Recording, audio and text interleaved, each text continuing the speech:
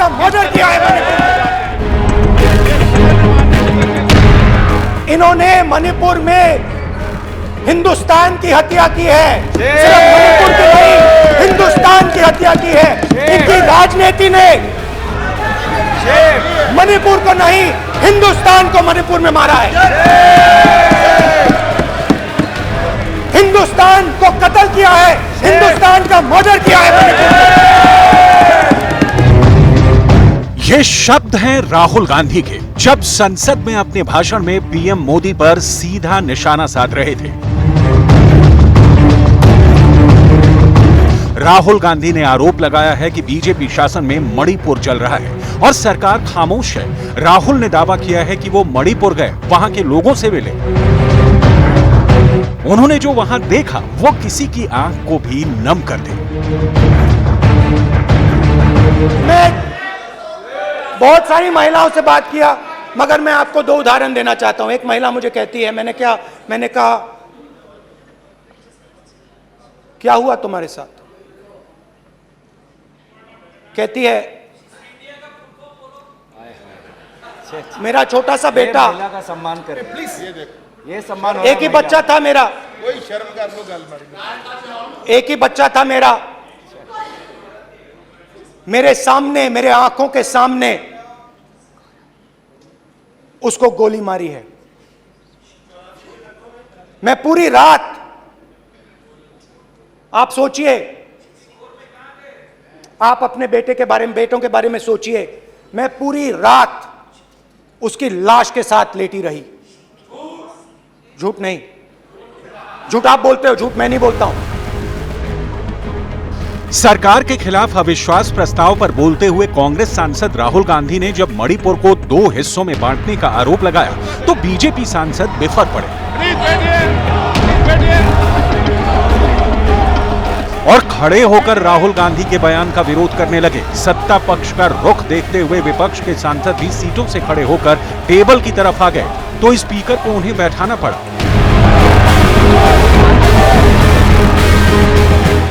मणिपुर हिंसा का जिक्र करते हुए राहुल गांधी ने कहा कि जिस तरह लोगों को मारा गया है वो भारत माता की हत्या है। मेरी 2 मां है, मणिपुर की हिंसा में एक मां को मार दिया गया। अपनी मां की हत्या की बात कर रहा हूं मैं, मणिपुर में अपनी मां की हत्या की बात कर रहा हूं। मैं आदर से बोल रहा हूं, आपने मेरी मां की हत्या की मणिपुर में। एक मेरी मां यहां बैठी है, दूसरी मां को आपने मणिपुर में मारा है।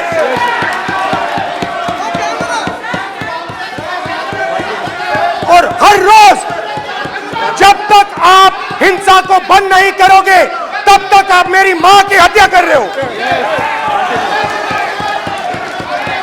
हिंदुस्तान की सेना मणिपुर में एक दिन में शांति ला सकती है।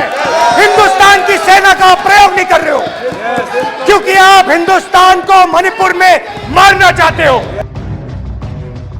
राहुल के इन आरोपों पर स्मृति ईरानी ने 2 टूक जवाब दिया।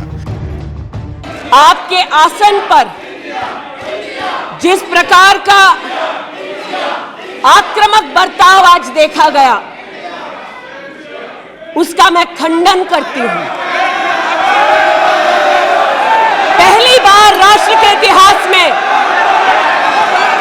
भारत मां की हत्या की बात की और कांग्रेस पार्टी यहां पर तालियां बजाती रही।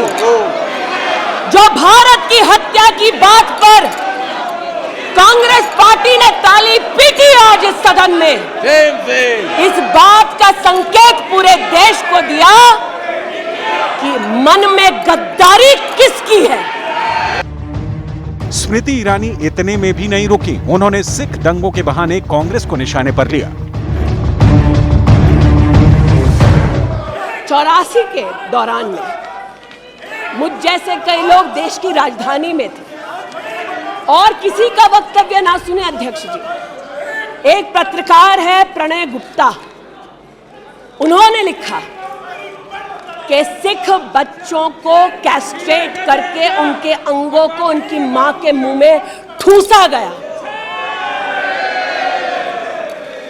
आज बोलती हूं, त्रिलोकपुरी में 30 औरतों को इकट्ठा करके चीला गांव में ले जाकर उनका बलात्कार किया।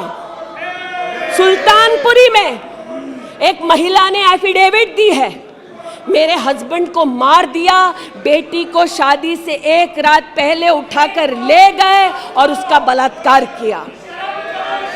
एक 45 साल की मां ने कहा सिख दंगों के दौरान कि ना सिर्फ मेरे पति को मारा, ना सिर्फ मुझे गैंगरेप किया, बल्कि मेरे सामने मेरे बेटे पर केरोसिन छिड़ककर उसको आग लगा दी गई। और आज ये भारत की बात करते हैं। स्मृति ईरानी ने कश्मीरी पंडितों का जिक्र किया और कांग्रेस पार्टी को इतिहास पढ़ने की हिदायत दी कि एक तरफ इनकी अलायंस के लोग हिंदुस्तान को विभाजित करने की बात करते हैं, ये आज अपने आप को इंसाफ के पुजारी बताते हैं, लेकिन मुझे बताइए गिरजा टिक्कू सरला भट्ट को कब इंसाफ मिलेगा?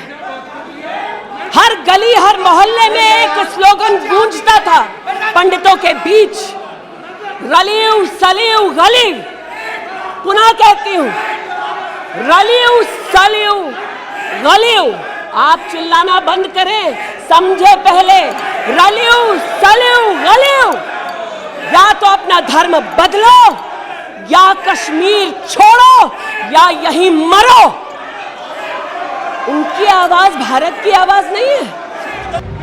अविश्वास प्रस्ताव पर चर्चा के दूसरे दिन सदन में जमकर हंगामा हुआ। किसी ने जमीनी मुद्दों को दोहराया तो कोई इतिहास को समझाने लगा। विरोध की आवाज पक्ष और विपक्ष दोनों धड़ों से सुनाई दी।